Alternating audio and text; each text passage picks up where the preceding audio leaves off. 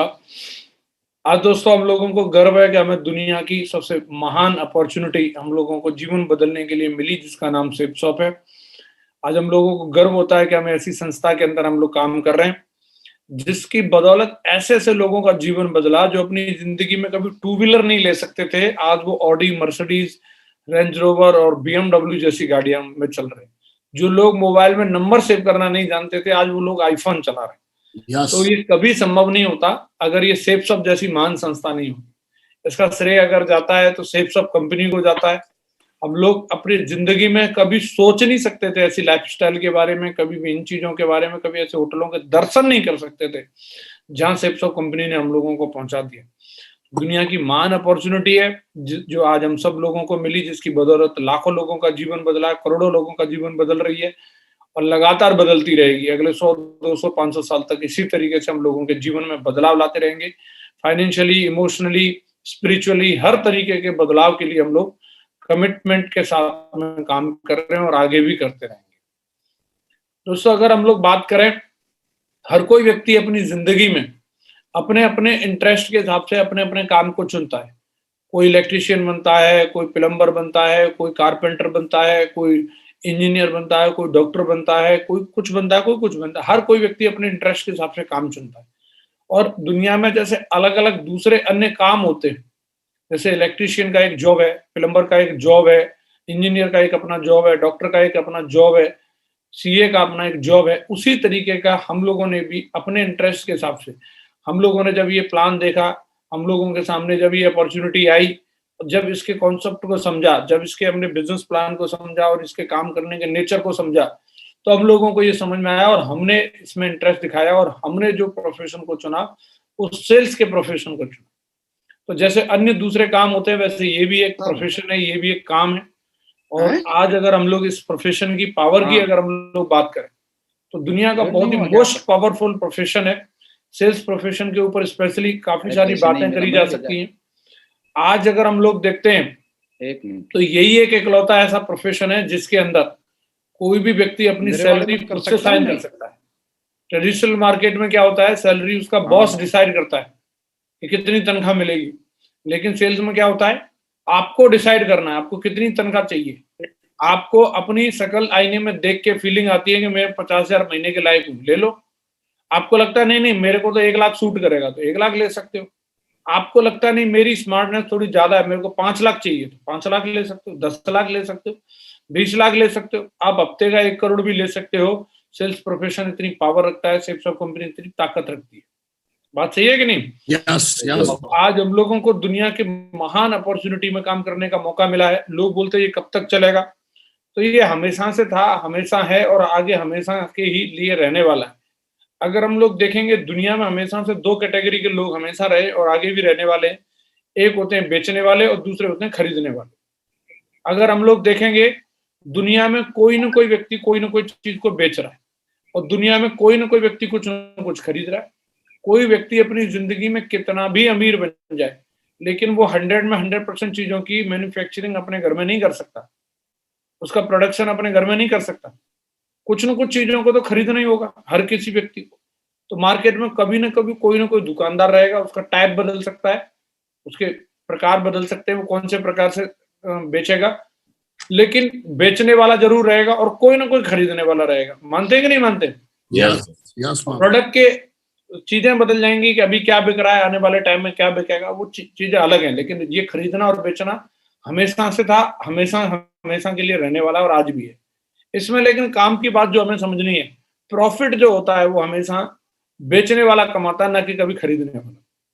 तो हम लोगों को इस बात का प्राउड होना चाहिए कि हमने जो आज अपने आप को जो जॉइन किया है, वो बेचने वाले प्रोफ़ेशन में जॉइन किया है। प्रॉफ़िट लेने वाले प्रोफ़ेशन में हमने अपने आप को जॉइन करा है। ये हमारे लिए सबसे बड़े एडवांटेज की बात है। तो आज अगर हम लोग सेल्स की अगर हम लोग बात करें, तो डायरेक्टली, इनडायरेक्टली अगर हम देखें, तो कोई भी व्यक्ति ऐसा नहीं है जो कुछ न कुछ ना बेच रहा हो। हर कोई व्यक्ति कुछ न कुछ बेच रहा है। कोई अपनी सर्विसेज़ को बेच रहा है, कोई अपने टाइम को बेच रहा है। एग्ज़ाम्पल के लिए जैसे कोई भी व्यक्ति अपनी नौकरी के किसी नौकरी के लिए इंटरव्यू देने के लिए जा रहा है, तो वो अपनी क्वालिटीज़ को बेच रहा है और इंटरव्यू लेने वाला अपनी कंपनी को बेच रहा है, तो वो भी एक तरीके की सेल है। एक लड़का किसी लड़की के सामने शादी का प्रपोजल रखता है, वो भी एक तरीके की सेल है। कोई नेताजी वोट मांगने के लिए भाषण दे रहे हैं, वो भी एक तरीके से प्लान दिखा रहे हैं अपना, वो भी सेल है।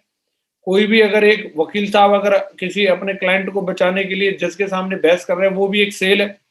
एक बच्चा भी अगर अपनी मम्मी से बिस्किट मांगता है, वो भी एक तरीके की सेल है।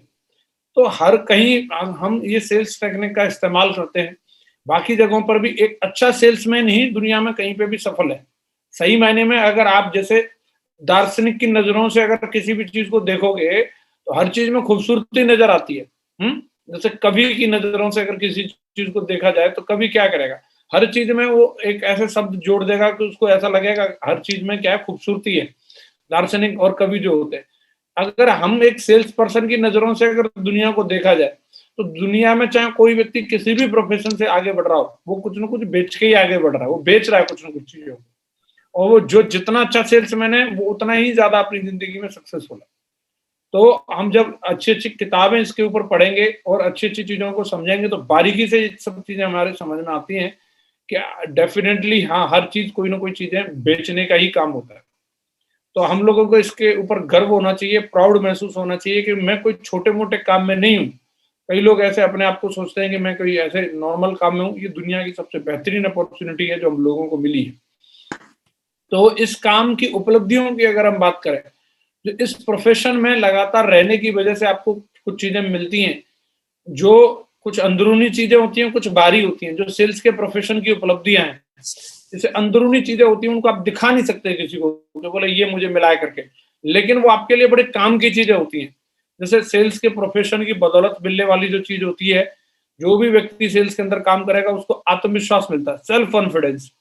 आप देखेंगे हमारा जो भी कोई व्यक्ति अगर यहाँ पे गोल्ड या पर्ल बन जाए, उसका कॉन्फिडेंस का लेवल बिल्कुल 7वें आसमान पे रहता है। उसको अगर कोई 50,000 रुपए महीने की नौकरी भी ऑफर करे और उसको बोले कि आपको यहाँ पे मैनेजर बना रहे हैं, सुपरवाइजर बना रहे हैं, वो जाएगा नहीं। उसका कॉन्फिडेंस इतना हाई है कि उसको अगर आप जीएम बनाएंगे तो भी शायद सोच के बताऊंगा बोलेगा, समझ रहे हैं। इतना कॉन्फिडेंस हाई हो जाता है, मतलब खुद पे इतना भरोसा हो जाता है। मेरे पास ऐसे बहुत सारे हजारों लोगों की ऐसी लिस्ट है जो लोग आत्महत्या करने के लिए जा रहे थे, लेकिन सेप्सॉप कंपनी में आने के बाद, यहाँ की ट्रेनिंग लेने के बाद आज उनका इतना सेल्फ कॉन्फिडेंस बढ़ चुका है कि वो खुद तो पॉजिटिव हुए, बल्कि दूसरे लोगों को पॉजिटिव करने का काम कर रहे हैं। वो ट्रेनिंग लेने जाते हैं, लोगों को समझाते हैं कि जिंदगी कितनी दमदार है। उनका आत्मविश्वास इतना बढ़ चुका है, उनमें से कई लोग तो दिशा ट्रेनर बन चुके हैं, समझ रहे हैं। जो खुद आत्महत्या करने जा रहा था, वो आज खुद दूसरे लोगों को जीवन की राह दिखा रहा था। ये एक सबसे बड़ा एडवांटेज है कि यहाँ पर सेल्फ कॉन्फिडेंस आपको कूट कूट के मिलता है। मैं कुछ हूं, इस बात का भरोसा होता है आपको। ये एक चीज है कि इससे पैसे का कोई कनेक्शन नहीं है, अपने होने का आभास कराना। मतलब आप इस चीज को महसूस करेंगे कि कई लोग जो अगर सेल्स में नहीं होते, तो शायद वो खुद को कुछ मानते ही नहीं थे। उनकी इतनी जबरदस्त तरीके से वो हीन भावना का शिकार थे कि वो कभी जिंदगी में अपने आप को हमेशा कोसते ही रहते। लेकिन इस प्रोफेशन में आने के बाद आज वो अपने आप से प्यार करने लगे। ये एक सबसे बड़ा एडवांटेज होता है, एक सिक्योरिटी का अनुभव होता है। मैं साला चाहे रोड पे खड़ा हो जाऊंगा ना, मैं वहां भी धंधा कर लूंगा।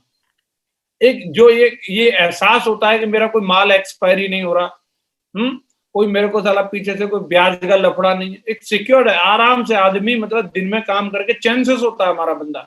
कम कमा ले ज्यादा कमा ले डजन मैटर, टेंशन नहीं है। एक सिक्योरिटी का एहसास है, खुशी मिलती है। यहाँ पे बात बात पे जरा सा भी कुछ हो, चलो जी नाच लो। मतलब हर वक्त हर मोमेंट को यहाँ पे सेलिब्रेट किया जाता है। आप बताओ कितने ऐसे लोग होंगे जो इस समय में ढोल नगाड़ा बजा करके बांगड़ा कर रहे हो। सिवाय सेप शॉप के आपको इस तरीके का माहौल जो इस पैनल पे है वो कहीं नहीं मिलेगा। आप कोई न्यूज चैनल पे देख लो, चाहे कहीं जाके देख लो, सब ऐसे मरे मरे से बैठे हैं। लेकिन यहाँ पे क्या है, यहाँ बढ़िया एकदम फट्टे चकले। घर वाले भी बोलते होंगे जब मीटिंग शुरू होते हैं इनको क्या हो जाता है, नाचने लगे रहे हैं। तो यहाँ एक खुशी का एहसास होता है और अलग ही एक लेवल पे व्यक्ति अपने आप को एंजॉय करता है। मन की शांति मिलती है, पीस ऑफ माइंड रहता है व्यक्ति, एक कन्वेंस रहता है। एक सबसे मेन बात है कि कई चीजें हो रही होती हैं लेकिन आदमी उन सब चीजों के लिए कुछ मालूम ही नहीं है। लेकिन यहाँ पे क्या है, कोई भी चीज अगर है तो लॉजिक के साथ समझ में आती है। जैसे साइंस है तो साइंस हमें लॉजिक से समझाती है, तो हम वहां पे सेटिस्फाई हो जाते हैं। तो वैसे ही हमारे यहाँ पे भी हर चीज लॉजिक के साथ समझाई जाती है, इसलिए हमें पीस ऑफ माइंड भी मिलता है, पूर्ति का एहसास होता है। ऐसा नहीं है कि मैं कुछ और कर लूं, यार काश कि मैंने ये कर लिया होता। जैसे दूसरी कई जगहों पे क्या है, व्यक्ति सफल जरूर हो रहा है लेकिन उसके साथ साथ कुछ न कुछ चीजें उसके मन में ये लगी रहती हैं कि मैंने ये कर लिया होता तो ये हो जाता। यहाँ लेकिन ऐसा कुछ नहीं है, यहाँ जो भी व्यक्ति परफेक्ट है, कार्यक्रम सही चल रहा है, बोला भाई बिल्कुल पूर्ति का एहसास है। कोई इस बात का मलाल नहीं है कि मैंने वो डिग्री नहीं ली, काश कि मैंने वो ले ली होती तो ये हो जाता, मैं वहां पढ़ के आ जाता तो बढ़िया रहता, यार इधर वाली दुकान खरीद लेते तो सही रहता, एंगल गलत हो गया, हमारी फेसिंग सही नहीं है। वो कोई लफड़ा नहीं है, सारा कार्यक्रम फिट है, एकदम मस्त पूर्ति का एहसास होता है और एक सेटिस्फेक्शन रहता है, हमेशा एक संतोष होता है कि मुझे कुछ और नहीं चाहिए, बस जो भी बनना है वो यही बनना है, यही करना है, इसी में खुश हैं अपन हैं। इसी में 2 प्रोडक्ट फालतू और मिल जाए और नाचने लगते हैं, ना मिले तो बोले इन्हीं को बेच के मीटर तान देंगे। तो एक संतोष का एहसास होता है। तो ये अंदरूनी चीजें हैं, इनको दिखा नहीं सकते आप, ये प्लान फोल्डर में स्लाइड पे लगा के दिखाने वाली चीजें नहीं है, फील करने वाली चीजें, और आप सब लोग इन सब चीजों को फील करते होंगे। कुछ बाहरी उपलब्धियां भी होती हैं, ये नहीं कि सब अंदरूनी अंदरूनी मिल रहा है, बाहरी भी मिलता है। जैसे आर्थिक आजादी मिलती है, खूब सारा रोकड़ा आ रहा है, पैसा आ रहा है, ऐसे समय में मैं देख रहा हूँ हजारों हजार करोड़ रुपए की इन्वेस्टमेंट है। मैं यहाँ नोएडा में हूँ और यहाँ पे बड़ी बड़ी कंपनियां हैं, यहाँ पे होंडा है और यहाँ पे आपकी एलजी है, ब्रिटानिया है, बड़ी बड़ी कंपनियों के यहाँ पे प्लांट लगे हुए हैं, बड़ी बड़ी कंपनियां, और उन पर ताला लगा हुआ है। बड़े बड़े मॉल है यहाँ पे, डीएलएफ मॉल है, बेब मॉल है, और यहाँ एक से एक बड़े मतलब जो है जीआईपी है, जो हजारों हजार करोड़ रुपए की इन्वेस्टमेंट है एक एक मॉल की, और उन पर ताले पड़े हुए हैं, वहां कुत्ते घूम रहे, 2 रुपए की आमदनी नहीं हो रही उनकी, समझ रहे हैं आप। लेकिन हम लोगों को मौका मिला है, कैसा भी समय हो, आज हमारी टॉप लीडरशिप अगर हम लोग देखेंगे तो इतना पैसा ले रही है जो कोई कंपनी हजारों करोड़ रुपए कमा करके भी इतना प्रॉफिट नहीं ले रही होगी, जो आज हमारी टॉप लीडरशिप को इतना पैसा आ रहा है। हर नए बंदे के पास में भी ऐसा मौका, जिसने कल ज्वाइनिंग ली है, वो आज के समय में एक बंदे को जाके प्लान दिखा सकता है और अपना काम शुरू कर सकता है ना। तो आर्थिक आजादी है यहाँ पे, पहचान है। अगर हम लोग देखेंगे कोई तरक्की मिल जाए किसी व्यक्ति को, तो कोई दूसरे व्यक्ति पड़ोसी उसको जानने के लिए तैयार नहीं, लेकिन यहाँ नेशनल लेवल पे उसकी फोटो दिखाई जाती है, तोप है, ये बम है, पहचान मिलती नहीं मिलती, सम्मान मिलता है बहुत बड़ा, ढोल नगाड़े बजा बजा करके उसको बढ़िया तरीके से सम्मानित किया जाता है, एक प्रतिष्ठा है व्यक्ति की, एक अच्छा लाइफ स्टाइल है। मतलब अगर हम कहेंगे कि मार्केट में अगर हम देखेंगे तो लोगों पर सिर्फ लाइफ है, स्टाइल गायब है, लेकिन यहाँ मतलब लाइफ के साथ साथ स्टाइल जुड़ा हुआ है। तो बहुत सारे लोगों को देखेंगे, वो एक आईफोन ले ले, चाहे कोई सा भी ले ले, 6वां 7वें नंबर का जो मिल जाए वो ठीक है, तो वो तो क्या है, एक अच्छी लाइफ के लिए कर सकता है व्यक्ति। लेकिन स्टाइल के लिए अगर आप देखेंगे तो स्टाइल में क्या आता है कि जो भी आ रहा है बिल्कुल एकदम लेटेस्ट वाला अपने पास रहे, तो ये स्टाइल वाले लोग करते हैं। नॉर्मल आदमी मारुति की कोई गाड़ी लेके खुश रह सकता है, लेकिन जगवार कौन लेगा, ऑडी कौन लेगा, बीएमडब्ल्यू कौन लेगा, मर्सिडीज कौन लेगा, रेंज रोवर कौन लेगा। इतनी इतनी महंगी गाड़ियां, इतने में एक होटल बन जाए, एक अच्छा खासा 3 स्टार होटल लेके घूम रहे हैं वो लोग, और ये किसके लिए होता है, ये अच्छी लाइफस्टाइल के लिए तो हो रहा है। तो ये प्रोफेशन आपको ये सब चीजें देता है, और कहेंगे कंफर्ट तो है ही, पूरी बढ़िया 4-5 साल दमदारी के साथ मेहनत कर लो। दूसरी जगहों पे आदमी का कभी भी वर्क ऑफ नेचर नहीं बदलता। एक मास्टर जी 25 साल टीचिंग करे, 25 साल तक वही कुर्सी रहती है और वही चौक रहता है और वही बच्चे रहते हैं, उन्हीं को वही समझाता रहा पूरी जिंदगी। उसका प्रमोशन भी हो जाए तो ज्यादा से ज्यादा सहायक से वो हेड मास्टर हो जाएगा, लेकिन वर्क स्टाइल में ज्यादा परिवर्तन नहीं आता। बैंक में भी कोई आदमी क्लर्क से ज्यादा वो बंदा मैनेजर बन जाए तो भी, लेकिन वर्क स्टाइल में ज्यादा परिवर्तन नहीं आता उसका। लेकिन हमारे यहाँ पर जैसे जैसे व्यक्ति की प्रमोशन होती है तो उस व्यक्ति का कंफर्ट उतना ज्यादा बढ़ता चला जाता है ना। तो ये इस बिजनेस की उपलब्धियां हैं जो हम लोगों को मिला है, तो हम लोगों को इस पे प्राउड होना चाहिए। कई लोगों को लगता है क्या कोई पैदाइशी सेल्समैन होता है, दुनिया में कोई भी व्यक्ति पैदाइशी सेल्समैन नहीं होता। इसके बारे में एक ही धारणा लोगों की जो गलत बनी हुई है कि इसके लिए सीखने की जरूरत नहीं है या किसी शिक्षा की जरूरत नहीं है, ऐसा नहीं है। सेल्स प्रोफेशन को भी सीख के बढ़ाया जा सकता है। आप इसको जितना ज्यादा सीखेंगे आप इसमें उतने ज्यादा निपुण होते जाते हैं। जितना ज्यादा पढ़ाई लिखाई करेंगे, हमेशा आपके चारों तरफ किताबें रहनी चाहिए। तो चारों तरफ आपके वो सब चीजें, ऑडियो वीडियो, इसको भी जैसे डॉक्टर के प्रोफेशन को और बढ़िया करने के लिए और सीखना जरूरी है, इंजीनियर को और बड़ा इंजीनियर बनने के लिए सीखना जरूरी है, ऐसे इस प्रोफेशन में भी सीखना जरूरी है। सीख के इसको बढ़िया अपन लोग बढ़ा सकते हैं। इस प्रोफेशन के लिए जरूरी जो चीजें रहती हैं। 3 चीजें बहुत जरूरी हैं। सबसे पहली चीज इंटेग्रिटी। यहाँ पे सेल्स के प्रोफेशन में जो तरक्की मिलती है, डायरेक्ट सेलिंग में जो तरक्की मिलती है, हर व्यक्ति को अपने इंटेग्रिटी के लेवल के हिसाब से मिलती है। आज अगर मान के चलो विकास जी जिस लेवल पे, तो ये इनके इंटेग्रिटी के लेवल पे है, उतना ही लेवल इन्होंने पाया जो इनका इंटेग्रिटी का लेवल है। बहुत सारे लोग और भी होंगे जो 100-200 रुपए फालतू मिलने पे ही अपने आप को बेच दिया। उनका इंटेग्रिटी का लेवल जो है वो बहुत ही लो था, लेकिन इनका इतना हाई है कि कोई करोड़ों रुपए भी सामने रखे तो इसके बावजूद भी हिलने वाले नहीं है। इसीलिए आज अपने प्रोफेशन में लेजेंडरी पर्सन के रूप में आइडेंटिटी बनाई।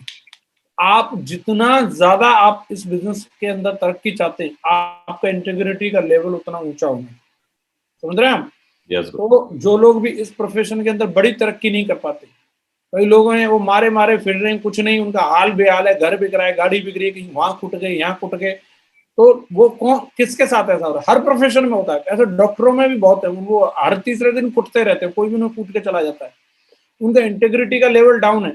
ऐसे सेल्स के प्रोफेशन में भी जिनका इंटेग्रिटी का लेवल डाउन रहता है, ईमानदारी का लेवल नीचे रहता है, उनके साथ में भी कुटना पिटना जारी रहता है। जिनका इंटेग्रिटी का लेवल ऊंचा है, उन लोगों का रेस्पेक्ट हमेशा मेंटेन रहता है। दूसरी चीज है, इस प्रोफेशन को दमदारी से करने के लिए एक आदर भाव होना, एक रेस्पेक्ट का भाव होना बहुत जरूरी है। कई लोगों को मैंने देखा है वो ऐसे कंपनी के बारे में उल्टी पुल्टी बात करते हैं, अपलाइन के लिए कुछ भी बोलेंगे, टीम के लिए कुछ भी बोलेंगे कि साले लटूरे हैं, भटूरे हैं, अपलाइन को भी कुछ भी नहीं समझते, ये कुछ नहीं है, आइटम है साला, ये वो फलाना ढिमका है। कंपनी को भी बोला मैं लात मारता हूँ, फलाना करता हूँ, ये करता हूँ। तो जिस व्यक्ति का जिस चीज को लेकर के जैसा रेस्पेक्ट का लेवल होगा, वो चीज उसके लिए वैसी ही फलित होने वाली है। विकास जी ने एक फोटो डाली थी कि एक ट्रक वाला बंदा अपने उस बोनेट पे चप्पल पहन के नहीं चढ़ रहा, समझ रहे हैं आप? तो वो चप्पल उतार के बोनेट पे चढ़ रहा है, तो वो उसको कितना रेस्पेक्ट करता है, कितना आदर करता है। ये मेरी रोजी है, कभी भी चप्पल पहन के, जूते पहन के वो अपने बोनेट को टच नहीं कर सकता। ऐसे ही आप किसी दुकानदार को देखेंगे, वो अपने तराजू बांट को पैर नहीं लगा सकता, वो उसको रेस्पेक्ट करता है, ये मेरी रोजी है। तो जो आज हमें तरक्की दिलाने वाली है वो कंपनी, अपलाइन, डाउनलाइन, यही तो सारी चीजें हैं। और इनको अगर हम तवज्जो नहीं देंगे तो फिर हम किसको देंगे, किसको रेस्पेक्ट करेंगे? इनको मान देना, जितना ज्यादा हम इनको मान देंगे, जितना हम इनको सम्मान देंगे, उतनी ज्यादा ये चीजें हमें रिटर्न में गिफ्ट देने वाली हैं। इनमें हमारा सबमिशन रहना बहुत जरूरी है। तीसरी चीज है रिस्पॉन्सिबिलिटी। इस बिजनेस के अंदर तरक्की लेने के लिए जिम्मेदारी सबसे इंपॉर्टेंट चीज है। कई लोगों को लगता है कि सीनियरिटी के हिसाब से यहाँ पे सफलता मिलती है।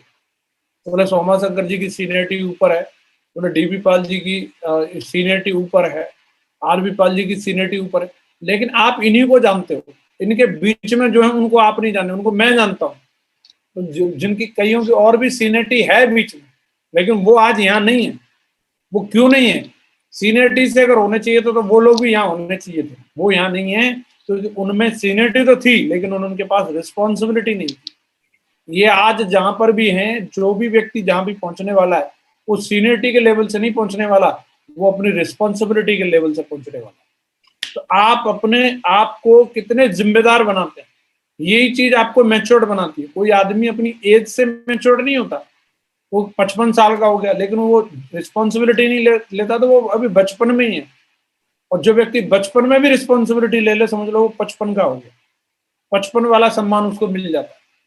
समझ रहे हैं? जिम्मेदारी का लेवल जो होता है वही व्यक्ति को उसके उपलब्धियों को ऊपर नीचे करता है, उसको हमें समझना है। इस बिजनेस के अंदर ये 3 चीजों को बढ़िया मेंटेन करके रखना है, इंटेग्रिटी, रेस्पेक्ट और रिस्पॉन्सिबिलिटी को। बात करते हैं सेल क्यों करनी चाहिए और सेल कैसे करनी चाहिए।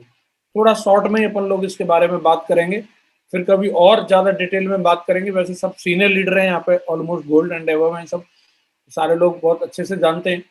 मेरे हिसाब से कोई भी जो सेल है, पहले उसको करने के कारण देखने चाहिए, हमें क्यों बेचना चाहिए। तो अगर क्यों क्लियर हो जाती है तो फिर कैसे भी क्लियर हो जाएगी। तो आज अगर हम लोग देखें, हम भारत देश में रह रहे हैं, इंडिया जैसा एक कंट्री में हम लोग रह रहे हैं, तो भारत एक बहुत बड़ा मार्केट है। और दुनिया की बड़ी से बड़ी कंपनी भारत की तरफ देखती है और भारत में अपना कारोबार करना चाहती है। और चाहे वो कोई भी क्षेत्र की हो, चाहे वो टेक्नोलॉजी की हो, चाहे वो कोई अन्य किसी भी फील्ड की हो, वो चाहे गारमेंट्स की कंपनी हो, चाहे टेक्सटाइल की कंपनी हो, चाहे वो मेडिसिन कंपनी हो, फार्मा कंपनी हो, व्हाटएवर जो भी फील्ड की कंपनी है वो भारत में आना चाहती है और यहाँ कारोबार करना चाहती है। तो हम लोगों ने ऐसे तो सुना है कि हमारा देश महान है, तो मैं सोच रहा हूँ कि मतलब हमारा महान कैसे है? मतलब हमने मोबाइल हमने नहीं बनाया है, रेल हमने नहीं बनाई, जहाज हमने नहीं बनाया, कंप्यूटर हमने नहीं बनाया, तो हम हमारा देश महान कैसे? तो महान के लिए फिर बाद में समझ में आया कि जो इन सब चीजों को इस्तेमाल करेगा वो सबसे ज्यादा तो हम ही ने बना रखा है, और वो है इंसान। आप मोबाइल कितनी बना लो लेकिन उनको यूज करने वाला कोई नहीं हो तो फिर मोबाइल का क्या मतलब है? आप जहाज कितनी बना लो, जहाज को यूज करने वाला भी चाहिए कि नहीं चाहिए? यस तो हमने खूब सारा प्रोडक्शन कर रखा है, जो इन सब चीजों को इस्तेमाल करेगा वो है इंसान, और अभी भी प्रोडक्शन जारी है, कभी किसी से कम नहीं रहने वाले। कोरोना में चाहे कितने भी लुढ़क रहे हैं लेकिन उससे ज्यादा प्रोडक्शन हो रहा है अभी भी। तो भारत एक बहुत बड़ा विशाल मार्केट है, यहाँ इतने लोग रहते हैं कि आप कहीं बंगाल की ट्रेन में अगर आप जाओ, कुछ नहीं आप जाल मुड़ी लेके भी चढ़ जाता, वो भी बिक जाती है। आप कहीं कुछ भी चड्डी लेके आप कहीं पुरानी दिल्ली रेलवे स्टेशन के बाहर बैठ जाओ, वो चड्डियां भी बिक जाएंगी, 10 मिनट नहीं लगेगी, कुछ भी बिकता है यहाँ पर, कुछ भी लेके आ जाओ सब बिकता है ना। तो मेन इंपॉर्टेंट चीज है कि इसमें कस्टमर की कमी नहीं है, बेचने वाले होने चाहिए। यहाँ दूसरे ब्रांड आ करके अपने आप को नंबर 1 बना रहे हैं, जो बाहर की कंपनियां वो आ रही हैं यहाँ पे काम कर रही हैं और नंबर 1 बना रही हैं अपने आप को। तो वैसे चाइना बहुत बड़ा है, लेकिन चाइना क्या है, वो लोकल कंपनीज को ज्यादा महत्व देता है, और इंडिया एकदम बड़ा दिल वाला है। तो यहाँ पे सबको मतलब अपना लेते, तो कोई भी अमेरिकन, जापानीज, फ्रांस कहीं का भी हो आ जाओ। तो ये हमारे देश में ये सबसे बड़ी बात है कि यहाँ पे विदेशी कंपनियों का बोलबाला है। टॉप 10 कंपनियों को देखोगे, टॉप 20 में देखेंगे तो आपको मैक्सिमम जो 70 to 80% कंपनी मिलेंगी वो विदेशी कंपनियां मिलेंगी। तो हम लोगों को इससे क्या सबक मिलता है? आज हमारे देश के अंदर हमारी कंपनी काम कर रही है जो हमें एक ही प्लेटफॉर्म से डिफरेंट सेक्टर में काम करने का मौका दे रही है। फैशन में, एफएमसीजी में, स्किल में, mental health, physical health, Ayurveda में, बहुत सारे सेक्टर्स में, एजुकेशन में, सब में काम करने का मौका दे रही है। तो इनमें जिन फील्ड में हमारी कंपनी काम करने का मौका दे रही है, एक एक फील्ड में बहुत बड़ी अपॉर्चुनिटी है।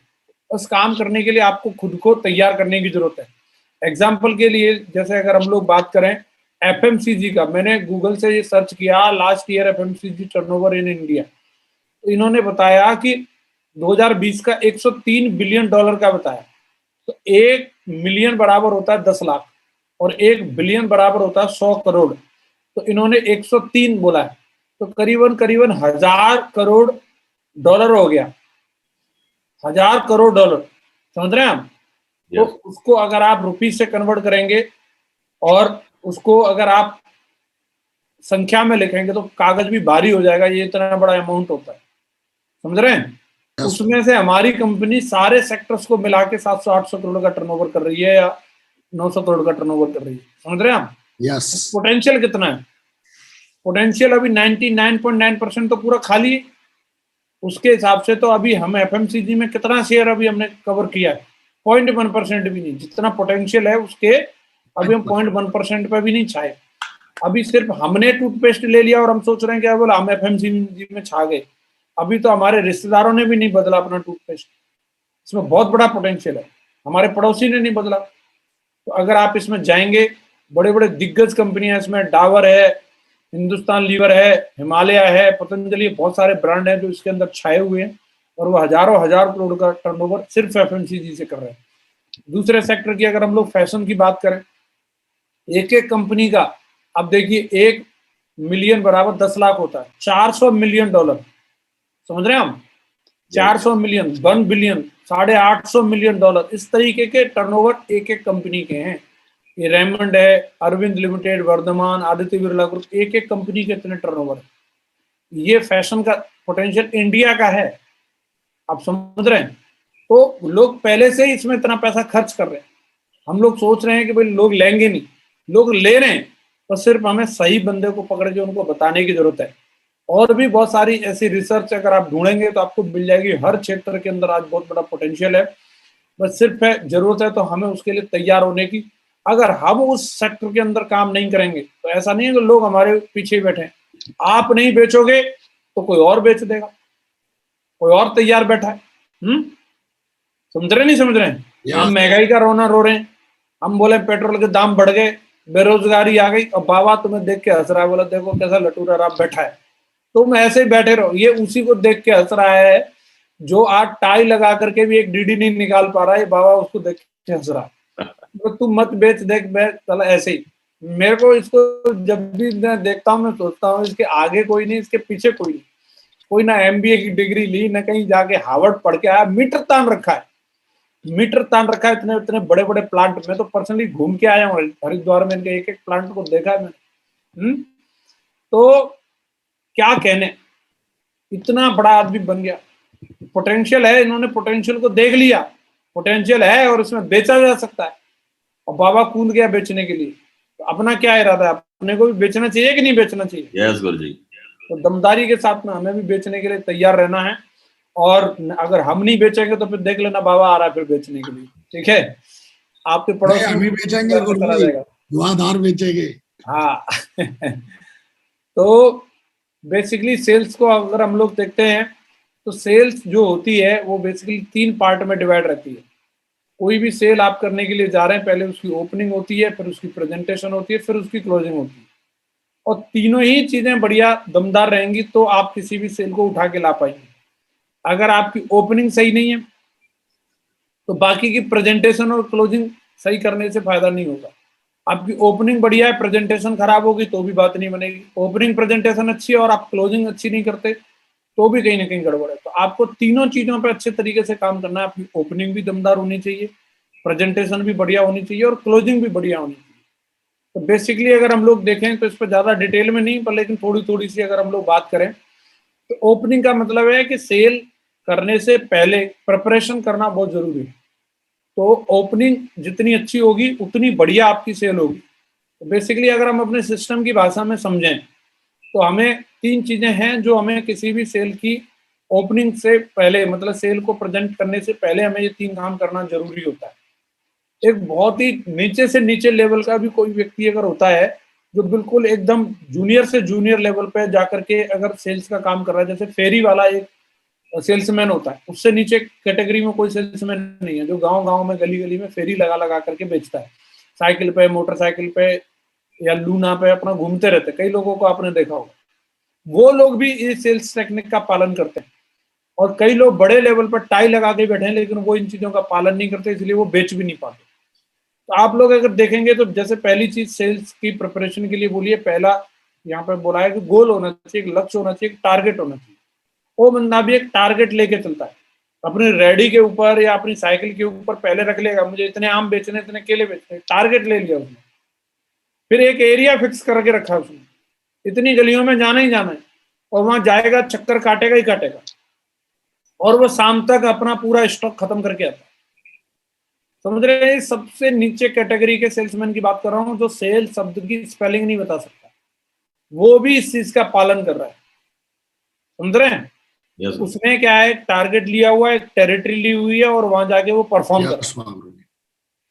कई लोग जो है जो सेल्स के प्रोफेशन में आ गए, टाई लगा रखी है, वो अपने आप को सेल्समैन समझते हैं, लेकिन वो न तो कोई टारगेट लेते, न उसके लिए कोई टेरिटरी लेते, न वहां जाकर के परफॉर्म करते। यस वो सिर्फ जुड़ गए, बैठे हैं, उन्होंने वो बस बना लिया है कि बोला हम हाँ जी हम हो गए सेल्समैन, बन गए, हमने ज्वाइन कर लिया। लेकिन हमें अगर सही मायने में अगर इस बिजनेस के अंदर तरक्की करनी है तो हमारे पास टारगेट होना चाहिए कि मुझे आज इतने लोगों से बात करनी करनी है, उसकी लिस्ट होनी चाहिए और उनके अपॉइंटमेंट लेने। यस समझ रहे हैं? यस तो हमें ये करना जरूरी है अभी के हिसाब से। अभी जैसे डिजिटल में काम कर रहे हैं तो डिजिटल के हिसाब से तैयारी करो, उसके लिए आपको स्पेशली ट्रेनिंग दे ही रहे हैं, हमारे बहुत सारे लीडर हैं। लेजेंड टॉक आप लोगों का चल ही रहा है, तो उसमें डिफरेंट डिफरेंट लीडर अलग अलग पॉइंट पे आपको बात कर रहे हैं। तो बहुत सारी आपको नॉलेज हर चीज के बारे में मिल ही रही होगी कि हमें बेहतरीन गोल हम कैसे बना सकते हैं, बेहतरीन लिस्ट हम कैसे बना सकते हैं, बेहतरीन इनोटेशन हमारा क्या हो सकता है। तो वो आपको टेक्निक मिल ही रही है। तो कोविड के टाइम में जैसे हम किसी भी व्यक्ति का अपॉइंटमेंट लेना चाह रहे हैं तो जनरली किसी भी व्यक्ति से हम पूछेंगे और बताओ भाई साहब क्या चल रहा है, तो वो रोना शुरू कर दिया, अरे कुछ नहीं साहब मरे पड़े हैं, आपको तो पता ही है लॉकडाउन है, कुछ नहीं हो रहा है, घर में ही ये है वो है। तो बोले ठीक है, घर में हो तो कैसे टाइम पास हो रहा है?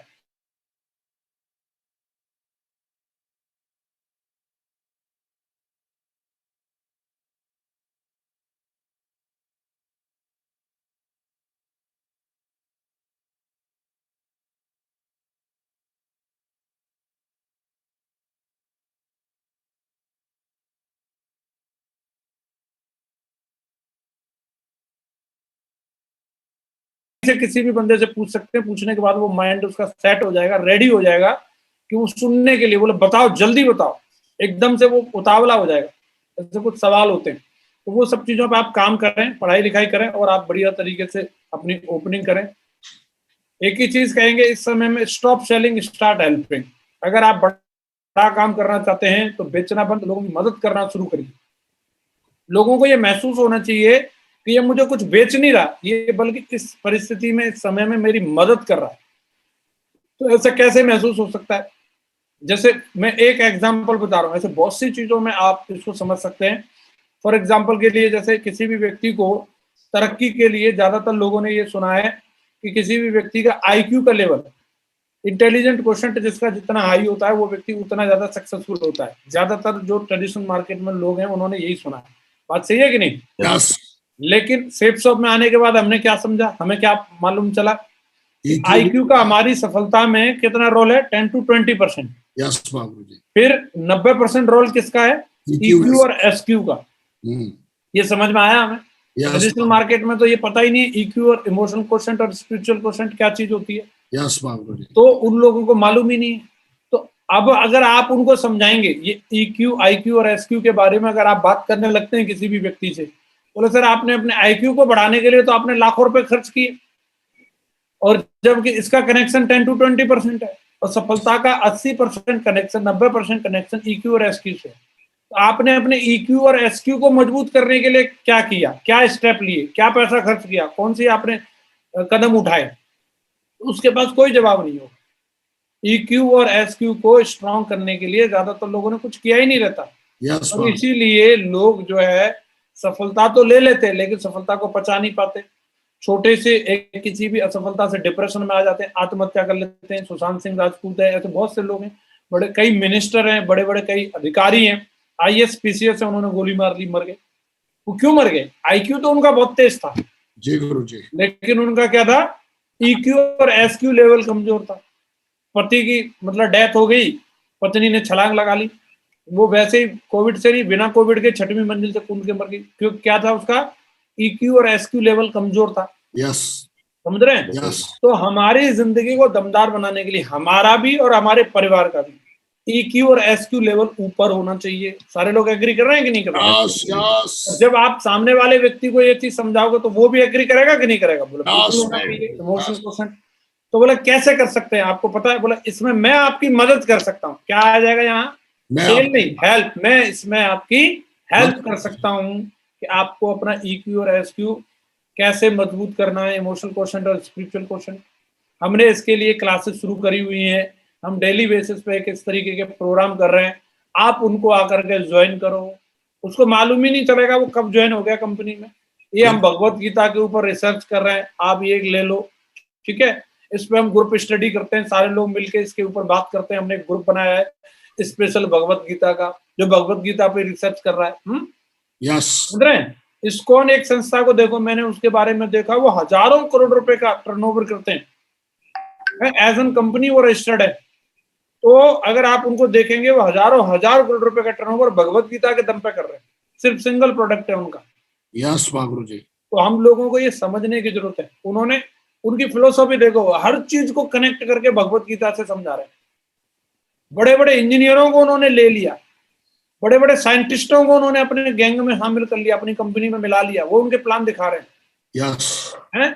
और यस, सामने एप्पल का लैपटॉप रख के उनकी ट्रेनिंग चल रही है। यस, देखा है नहीं देखा आपने? हाँ देखा है बाबू जी, तो एकदम थ्रू आउट इंग्लिश में चल रही है, हिंदी में चल रही है, सब मलयालम में चल रही है, जिस भाषा में चाहिए कार्यक्रम जारी है। पूरा वो झंडा, आपको समझना है, वो हेल्प कर रहे हैं लोगों को, वो सेल नहीं कर रहे, वो हेल्प कर रहे हैं। और हेल्प करने से सेल तो अपने आप होने लगती है। तो स्टॉप सेलिंग, स्टार्ट हेल्पिंग। हम लोगों को ये शुरू करने की जरूरत है। बात आती है प्रेजेंटेशन की, तो प्रेजेंटेशन में प्लान दिखाना होता है। फिजिकल और डिजिटल दो तरीके हैं। जहां लॉकडाउन खुला है, जहां जाने आने की परमिशन है, जिन्होंने वैक्सीनेशन करवा रखा है, वो फिजिकल में भी जाके प्लान कर सकते हैं। लोग बोल रहे हैं नहीं नहीं सोशल डिस्टेंसिंग और वो फलाना ठिकाना। हमारे गांव में चले जाओ, एक चारपाई बिछा लेते, उस पर 6 आके सो जाते हैं। कहाँ सोशल डिस्टेंसिंग है? 2 जने ताश खेल लेते हैं, 25 उसने देखने के लिए आ जाते हैं। कहाँ सोशल डिस्टेंसिंग? जब ताश खेलने में और वहां टीवी देखने में सोशल डिस्टेंसिंग का पालन नहीं हो रहा, तो प्लान दिखाने में काय की दिक्कत आ रही है? 1 by 1 में प्लान भी कर सकते हैं, कोई दिक्कत वाली बात नहीं, कई टाइगर अपने कर भी रहे। यस तो बाबू जी। जैसे मौका देख के अपना चौका मारे। और डिजिटल प्लान के भी बहुत सारी ट्रेनिंग ऑलरेडी हो चुकी है, हमने भी इसके ऊपर बातचीत करी है पहले से। तो जो भी है, इसमें ड्रेस कोड का ध्यान रखना जरूरी है, इसमें टाइम का ध्यान रखना जरूरी है, सही समय के अंदर और सही चीज की जानकारी अपन लोग दें, प्लान के लिए क्या क्या चीजें जरूरी होती हैं, वो भी स्पेशली आपको ट्रेनिंग मिल चुकी है और मिलती रहेगी बीच बीच में, प्लान के समय में किन किन चीजों का ध्यान रखना चाहिए। देन उसके बाद में आती है तीसरा पार्ट, क्या है? क्लोजिंग का। तो कई लोग क्लोजिंग नहीं करते, वो सिर्फ प्रेजेंटेशन करके छोड़ देते हैं, बोले समझ में आएगा, वो अपने आप डीडी दे देगा। तो ये क्लोजिंग करना मतलब पेमेंट मांगना, ये आपका अधिकार है। कोई भी सेल्समैन का ये अधिकार होता है कि वो जब उसने प्रेजेंटेशन दिया है तो वो उसकी क्या करे, क्लोजिंग भी करे, उससे सामने वाले बंदे को वो बोले कि बोले लाओ जी पेमेंट दो। आप कोई टीवी फ्रिज देखने के लिए जाते तो क्या होता है, वो बंदा क्या करता है, उसको दिखाएगा, आपको दिखाने के बाद में बोलेगा बताओ कैश में लेंगे या आप चेक से पेमेंट करेंगे या कार्ड से पेमेंट करेंगे, सीधा उसी पे आ जाता है कौन सा वाला मॉडल गुरुजी आपने उड़ीसा में एक ट्रेनिंग दी थी जी। तो कौन ही मारने वाली आपने गुरुजी, मतलब कई लोग प्लान तो दिखा देते लेकिन उसको बोलते नहीं करना। अगर गुरुजी ऐसे थोड़ा अगर वो करता है ना गुरुजी, थोड़ा मैं चाहता हूँ गुरुजी, उड़ीसा में आपने आशीर्वाद दिया था 5 मिनट वाला, बताएंगे तो बढ़िया रहेगा गुरुजी। बिल्कुल बिल्कुल। तो फाइनल प्रेजेंटेशन होने के बाद क्लोजिंग का मतलब पेमेंट मांगना। एक लास्ट जो एक चीज होती है, वो कई लोग हेजिटेशन की वजह से नहीं कर पाते हैं, या कोई भी उनके अंदर एक डर रहता है, जो भी कहें हम। तो कहीं ना कहीं ये हमें इस डर को अपने अंदर से निकालना होगा, ये हमारा अधिकार है। प्रेजेंटेशन हमारे सीनियर ने किया, हमारे अपलाइन ने किया, इसके बावजूद आपका काम रहता है, अगर आपका गेस्ट है तो आप बोलो, बोले समझ में आ गया, बोले हाँ आ गया, ठीक है तो निकाल, फिर कार्ड निकाल, कर शॉपिंग। तो ये लास्ट वाला जो काम रहता है, ये अगर हम नहीं करेंगे तो आपकी अब तक की जितनी करी कराई मेहनत है वो बेकार है। अगर आप जब उसको बोलेंगे निकाल कार्ड, पेमेंट निकाल, तो वो क्या करेगा, कुछ वहां पे उसको सवाल आने शुरू हो जाएंगे कि मेरे पास समय नहीं है, कि मेरे पास पैसा नहीं है। तो उसके लिए क्या है, अपलाइन बैठा हुआ, तो आप उधर इशारा कर दो, बोलो गुरुजी ये बोल रहे हैं समय नहीं है, तो वो जवाब देंगे समय नहीं है, इसका बढ़िया उन्होंने प्रैक्टिस कर रखी है, जवाब दे देंगे। जैसे ही जवाब खत्म हुआ तो आपको क्या करना है, बोले ठीक है निकाल कार्ड। फिर उसके बाद बोलेगा मेरे पास पैसा नहीं है, तो गुरुजी समझाओ। फिर गुरुजी ने समझा दिया, बोले पैसा नहीं है। उसके बाद जैसे जवाब खत्म हुआ फिर आपको बोलना है निकाल कार्ड। आप कभी भी कार लेने के लिए जाइए, मारुति की कार आप वैगनआर जाकर के देखिए, बंदा आपको फीचर दिखाएगा, इसमें ये होता है, इसमें ये होता है, इसमें ये होता है, छत खुलती है, डिग्गी खुलती है, फलाना होता है, ये हो जाएगा, वो हो जाएगा। और तुरंत क्या बोलेगा, हर तीसरी लाइन, चलो सर बुकिंग कराते हैं, चलो सर बुकिंग कराते हैं, चलो सर बुकिंग कराते। वो कभी ये नहीं बोलेगा ठीक है आपका मन करे, आपकी श्रद्धा हो, अगर आपको बढ़िया लगे तो कभी 4-6 साल में मूड हो तो लेने आ जाना, ऐसा नहीं बोलेगा वो। यस गुरुजी। वो हर लाइन बोलने के बाद क्या बोलेगा, चलो सर बुकिंग कराओ, चलो सर बुकिंग कराओ। नहीं तो वो कोई समाज सेवा करने के लिए थोड़ी बैठा है। ऐसे हमारे कई टाइगर जो है वो समाज सेवा में घूमते रहते हैं, बस लोगों के सवालों के जवाब दिए, और बाद में जो एक लास्ट वाली लाइन उनको बोलनी चाहिए, निकाल कार्ड, पेमेंट निकाल, उसको कुछ भी लगेगा, समय नहीं, पैसा नहीं, कंपनी भाग गई तो, दो नहीं बने तो, तू मर गया तो, मैं मर गया तो, उसको कुछ भी लगेगा, उसका जवाब देने के लिए अपलाइन बैठा है। उसको लग रहा है मुझे पीला पीला दिख रहा है, मेरे सिर में दर्द है, मुझे चक्कर आ रहा है, मुझे उल्टी आ रही है, अपलाइन बैठा है, उसके झोला में सब गोली दवाई इंजेक्शन सब है, वो लगा देगा उसको। बोला अब सही महसूस हो रहा है, बोला अब ठीक लग रहा है, बोला ठीक है तो निकाल कार्ड। तुम्हारा काम एक ही है, जवाब देने के लिए अपलाइन बैठा है, और जवाब खत्म होते ही हमें एक ही चीज बोले, निकालो कार्ड निकालो, चलो पेमेंट करते। तो हमें ये क्लोजिंग वाला काम भी दमदारी से करना है, ये भी उतना ही महत्वपूर्ण है जितने बाकी के काम है। ओपनिंग करना, प्रेजेंटेशन करना जितना महत्वपूर्ण है, क्लोजिंग करना भी उतना ही महत्वपूर्ण होता है। यस समझ रहे हैं? यस। तो जैसे हम शॉपिंग करने के लिए जाते हैं, मान लो कैलविन में हम शॉपिंग करने के लिए गए, तो अभी मान के चलो मैं और विकास जी हैं, तो वहां पे सामने कोई सेल्समैन दिखा रहा है विकास जी को, जीन्स दिखा रहा है, टी शर्ट दिखा रहा है, ये दिखा रहा है। तो क्या होता है कि जो व्यक्ति संग गया, एक बार व्यक्ति उसकी तरफ भी देखता है, और सेल्समैन जानता है कि ये इसको पूछेगा, और अगर इसने मना कर दिया तो ये बिकेगा नहीं है, तो वो दोनों को एक साथ कन्विंस करता है।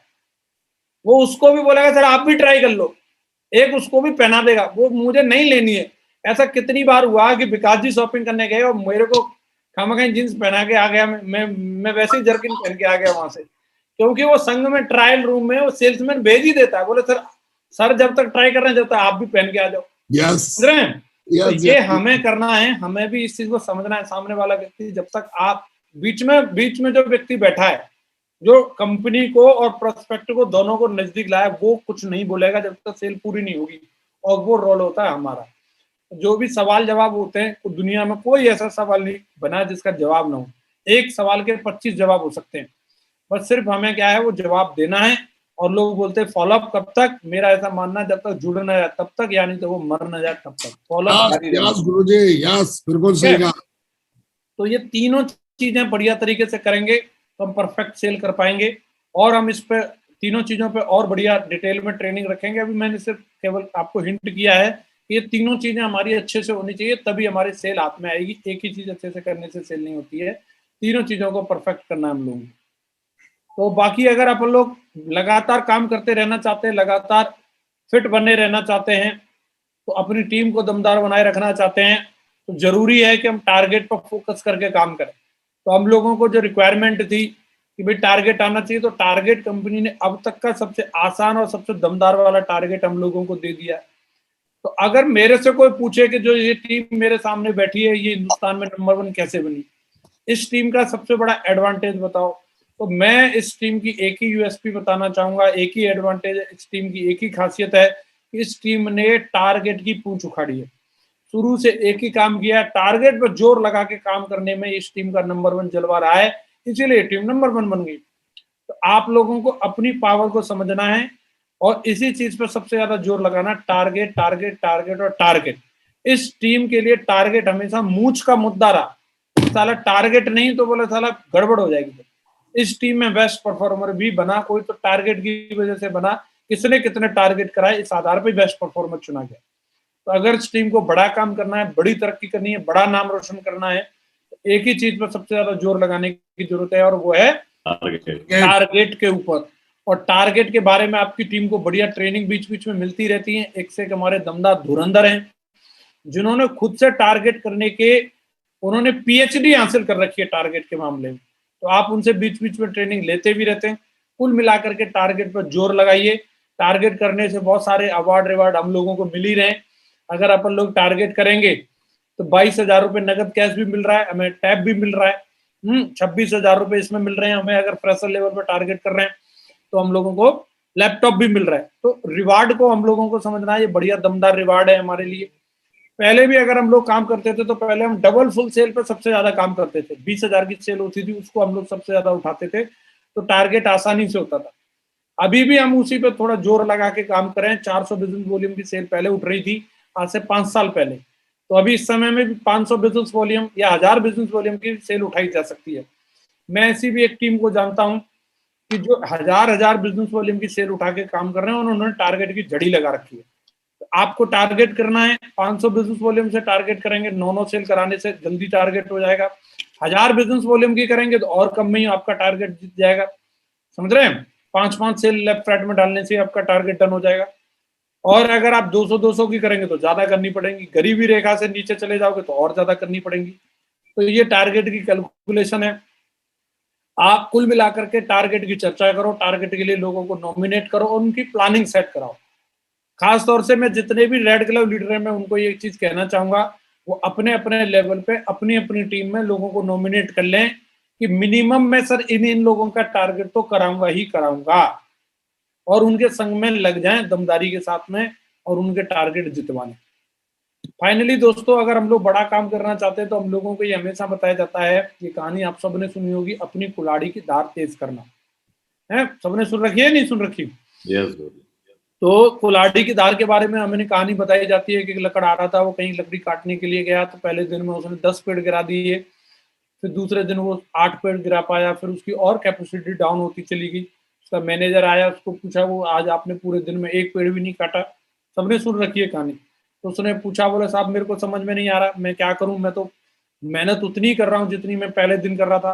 पहले दिन 10 पेड़ कट गए, अभी 1 भी नहीं कटा। तो मैनेजर ने उसको पूछा कि आपने अपनी कुल्हाड़ी को धार कब से नहीं लगाई?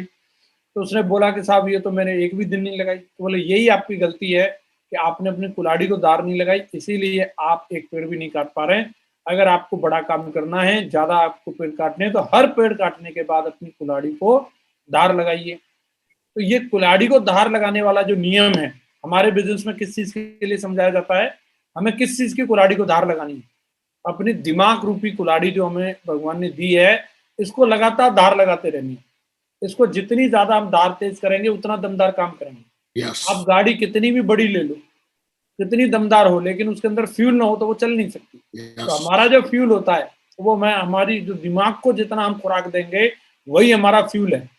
कई लोगों को पीला पीला दिखने लगता है, दूसरी कंपनी का प्लान दिखाने आ गया, कोई बंदा ऐसा नेगेटिविटी आ रही है, चेक जीरो हो गया, तो कहीं ना कहीं वो दिमाग रूपी कुल्हाड़ी को धार ना लगाने की वजह से ऐसा होता है। तो धार किससे लगाई जाती है? मैं आपसे एक सवाल करता हूँ, अगर हमें अपनी जिंदगी में कुछ बड़ा करना है, ये हैंड रेजिंग कुछ ज्यादा ही कर रखा है, इनको नीचे कर लें। आकाश जी, ये वेंकट जी, दशरथ जी, ये आपने हैंड रेजिंग क्यों कर रखा है? कुछ कहना है? तो मैं एक सवाल करना चाह रहा हूँ आप सब लोगों से, अगर हम लोगों को अपनी जिंदगी में बड़ी तरक्की चाहिए तो हमारे घर में टीवी टेलीविजन बड़ा होना चाहिए, लाइब्रेरी बड़ी होनी चाहिए? लाइब्रेरी लेकिन सही मायने में हमने ज्यादा पैसा किस पे खर्च किया रहता है? टीवी पे। मैं लिख के दे सकता हूँ, सबके घर में मतलब 25-30 हजार, 50 हजार, 1-1 लाख, 2-2 लाख रुपए के टीवी मिल जाएंगे, लेकिन मैं लिख के दे सकता हूँ 10,000 रुपए की किताबें नहीं मिल सकती। टोटल करके देखेंगे 10,000 की किताबें नहीं निकलेंगी। सही कहा गुरु जी आपने, बिल्कुल सुधरने की जरूरत है हमको भी। तो हम बड़ा तो चाह रहे तरक्की, लेकिन बड़ा क्या होना चाहिए? बड़ा लाइब्रेरी होना चाहिए, बड़ा टीवी होना चाहिए। लाइब्रेरी होना चाहिए गुरु जी। तो बड़ी तरक्की करनी है तो किताबों पर जोर लगाओ, इसी से दिमाग में धार तेज होती है, इसी से बड़ी तरक्की होती है, इसको इसी से आपको नए नए आइडिया। ठीक है, समझदार लोगों के लिए इशारा काफी है। बिल्कुल सही झुग्गियों कहा। में भी मैंने टीवी लगे देखे, और मंथली फिर उसका वो भी पे करते हैं अलग से। हाँ ये नेटफ्लिक्स गुरु जी और पता नहीं क्या क्या करते रहते हैं। हाँ, डिश का भी पैसा देना पड़ता है ना, महीने का महीना, और फिर उसके बाद में तो जो अपग्रेडेड लोग हैं उनको तो हर एक चीज का अलग से, ये मूवी भी तुरंत फर्स्ट शो फर्स्ट डे वाला, वो उसके लिए अलग पैसे देने पड़ते हैं। ठीक है, तो हम लोगों को ये सब चीजों से कुछ भी हासिल नहीं होता, ये फालतू का टाइम वेस्टिंग आइटम है। और हमारे सारे ग्रेट महागुरु जी लोग टीवी को कंडम करते हैं, और हम भी टीवी को कंडम करते हैं। टीवी देखना फालतू की चीज है। आप अपने आप को किताबों में जितना ज्यादा हो सकता है उतना जोर लगाएं। यस तो बात करेंगे लीडरशिप की। फाइनली एक 2-3 मिनट और लेंगे और उसके बाद ट्रेनिंग क्लोजिंग की तरफ रहेगी। एक चीज हमेशा हम लोगों को ध्यान रखनी है, दुनिया में हर चीज लीडरशिप के साथ ऊपर उठती है और नीचे गिरती है। ये एक बहुत बड़ा लीडरशिप के लिए कोटेशन है, इसको हमेशा आप लोगों को ध्यान रखना है कि दुनिया में जो भी चीजें हैं, किसी भी क्षेत्र के अंदर कैप्टन की वजह से सब कुछ होता है। जैसे आज अगर हम लोग फॉर एग्जांपल, मैं कोई बीजेपी का या उसका कांग्रेस का वो नहीं कर रहा, लेकिन 1 मिनट के लिए आप सोच के देखो, कांग्रेस जैसे पार्टी है और एक बीजेपी पार्टी है, तो उनमें अगर हम लोग देखेंगे तो मेन डिफरेंस क्या है? लीडरशिप का गुरु जी। तो अगर जैसे मोदी जी हैं, मोदी जी कैप्टन बने हुए हैं बीजेपी के, अगर उनको कांग्रेस का कैप्टन बना दिया जाए, और राहुल गांधी जी को बीजेपी का कैप्टन बना दिया जाए, तो क्या होगा रिजल्ट?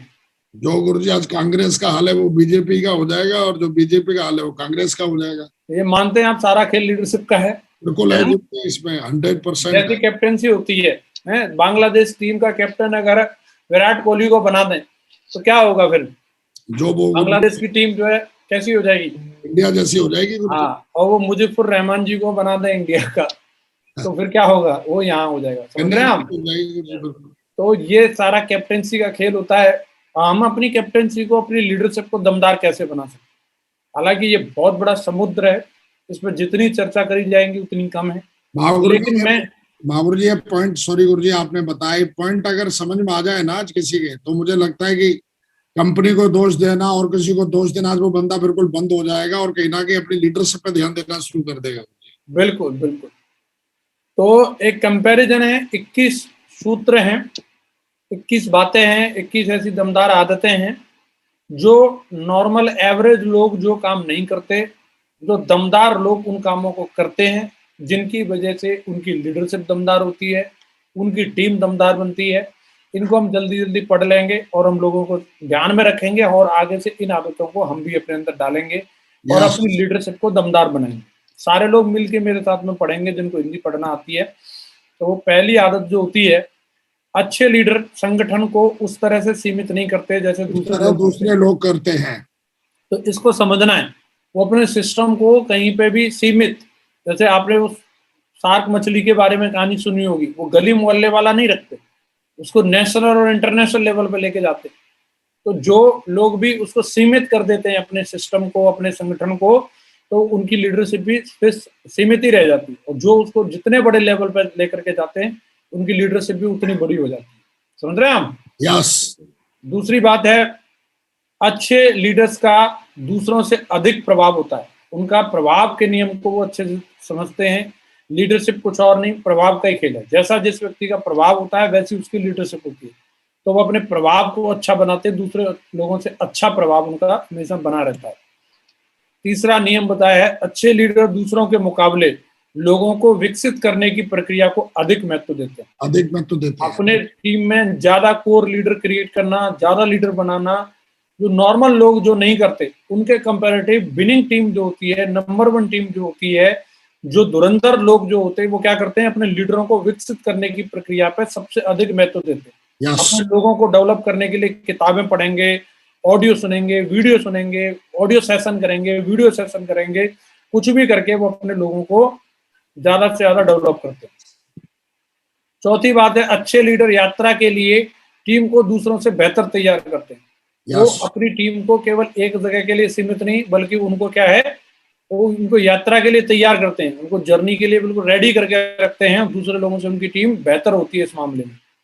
पांचवी चीज है, अच्छे लीडर दूसरों से अधिक प्रभावी ढंग से संवाद करते हैं। उनका कम्युनिकेशन जो होता है वो नॉर्मल लोगों से, एवरेज लोगों से ज्यादा अच्छा होता है।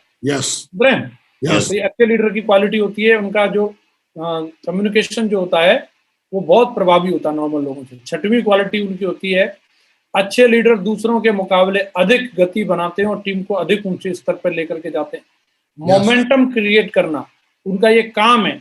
मोमेंटम के बिना वो रह नहीं सकते, उनको रोटी अच्छी नहीं लगेगी, खाना अच्छा नहीं लगेगा। वो मोमेंटम क्रिएट करते हैं, तो दूसरे लोगों के कंपैरेटिव ज्यादा अच्छा मोमेंटम बनाते हैं। हमेशा मोमेंटम पे ध्यान देते हैं। कुछ भी किया जाए, ढोल बजाओ, नगाड़ा बजाओ, डांस करना पड़े, मुजरा करना पड़े, वो मोमेंटम बनाएंगे, मोमेंटम बना के रखते हैं, वो मोमेंटम को प्राथमिकता देते हैं। और सातवीं क्वालिटी जो होती है, अच्छे लीडर दूसरों के मुकाबले विश्वास की अधिक ठोस बुनियाद पर खड़े होते हैं। उनके ऊपर लोगों का इतना भरोसा होता है, वो अपने पर्सनैलिटी को, अपने आप को ऐसा बनाते हैं कि उनकी नींव इतनी मजबूत होती है कि लोग कंपनी को नहीं, लोग उनके चेहरे को देख करके उनके ऊपर फिदा रहते हैं। बोले जब ये खड़े हैं तो सब अच्छा ही है, चिंता करने की आवश्यकता नहीं। उन्होंने अपने विश्वास की जड़ें इतनी दमदार करी हुई है। आठवीं क्वालिटी होती है अच्छे लीडर्स की, जो दूसरों से अधिक सम्मान हासिल करते हैं। ये हासिल करना लिखा है, जबरदस्ती नहीं लिखा, तो ये हासिल करने की चीज है, कमाने की चीज है। तो उसको हासिल करते हुए ऐसे काम करते हैं, ऐसी मेहनत करते हैं, ऐसी परफॉर्मेंस देते हैं जिससे उनको अधिक सम्मान मिलता है। और नौवीं चीज होती है, अच्छे लीडर दूसरों के मुकाबले नेतृत्व संबंधी मुद्दों पर जल्दी काम करते हैं। तो लीडरशिप से रिलेटेड जो भी मुद्दे होते हैं उन पर तुरंत एक्शन लेते हैं। जो भी दमदार लीडर होते हैं, जैसे कहीं पे भी अभी चुनाव हार गए तो अगली जगह पर चुनाव होने वाला है, तो क्या करेंगे, जो अच्छे लीडर होंगे तुरंत अपनी मीटिंग बुलाएंगे, वहां पर देखेंगे कि वहां हमारा कौन कौन प्रभारी थे, उन्होंने क्या किया, डिस्ट्रिक्ट लेवल पे क्या था, हमारा रूट लेवल पे क्या चल रहा था, स्टेट लेवल पे क्या था, उसके लिए वो बिल्कुल अलर्ट रहते हैं। 10वीं क्वालिटी होती है, अच्छे लीडर दूसरों के मुकाबले अधिक लीडर को अपनी ओर आकर्षित करते हैं। वो अपने अंदर इस तरीके की लीडरशिप डेवलप करते हैं कि लीडर हमेशा उनकी तरफ आकर्षित होते हैं, उन्हीं की तरफ बने रहेंगे, उनके पाले में रहते हैं। और नॉर्मल लोग क्या है, अरे मैं सीनियर हूं, मेरी चलनी चाहिए, मेरा ये होना चाहिए, मेरी तो कोई मानता नहीं है, मेरे पैनल पर तो कोई आता नहीं। तो वो आकर्षित करने के गुण पे नहीं, वो अपनी लेवल के प्रभाव से लोगों को लेने के चक्कर में रहता है। लीडरशिप के प्रभाव से लोग आपकी ओर आकर्षित होने वाले हैं, और अच्छे लीडर इस बात को अच्छे से समझते हैं। अच्छे लीडर दूसरों के मुकाबले लोगों से बेहतर तरीके से जुड़ते हैं, वो लोगों के साथ में कनेक्ट करते हैं अपने आप को इमोशनली हर तरीके से, और वो उनके साथ में अटैच रहते हैं और बेहतर तरीके से जुड़ते हैं। 12वां उनकी क्वालिटी होती है, अच्छे लीडर दूसरों के मुकाबले अधिक शक्तिशाली प्रमुख लोगों को अपने आसपास रखते हैं। जो दमदार परफॉर्मर जो लोग होते हैं, जो बढ़िया परफॉर्मर जो 20% लोग होते हैं, वो उनके ऊपर अपनी 80% एनर्जी लगाते हैं। समझ रहे हैं? एप्पल कंपनी के बारे में भी बात करी थी। एप्पल क्या करती है, रोल्स रॉयल्स क्या करती है, दुनिया के जो टॉप मोस्ट ब्रांड थे, हमने उनको देखा कि उनका नंबर ऑफ कस्टमर उनके बहुत ज्यादा नहीं है, लेकिन नंबर ऑफ टर्नओवर उनका सबसे बढ़िया धंधा रहता है, क्योंकि वो सबसे शक्तिशाली लोगों में डील करते हैं। यस, वो उनको अपनी ओर आकर्षित करते हैं, उस सेगमेंट को वो अपनी तरफ मेंटेन करके रखते हैं हमेशा। तो ये अच्छे लीडर्स की क्वालिटी होती है, जो अच्छी प्रोफाइल पर काम करते हैं, हमेशा उनको मेंटेन करके रखते हैं अपने साथ में। और अगली क्वालिटी होती है उनकी, अच्छे लीडर दूसरों के मुकाबले अधिक लीडर बनाते हैं। वो अपने साथ अपनी फोटोकॉपी तैयार ज्यादा करते हैं, वो अकेले अकेले नहीं रहते, वो दूसरे लोगों के मुकाबले क्या करेंगे, ज्यादा लीडर क्रिएट करते हैं। यस गुरुजी। 14वीं क्वालिटी होती है, अच्छे लीडर दूसरों के मुकाबले टीम सदस्यों को अधिक सशक्त बनाते हैं। उनके लोग जो है ज्यादा इंडिपेंडेंट होते हैं और बढ़िया सशक्त रहते हैं, फाइनेंशियली, फिजिकली, मेंटली, इमोशनली, हर तरीके से वो अपने लोगों को सशक्त बनाते हैं। यस।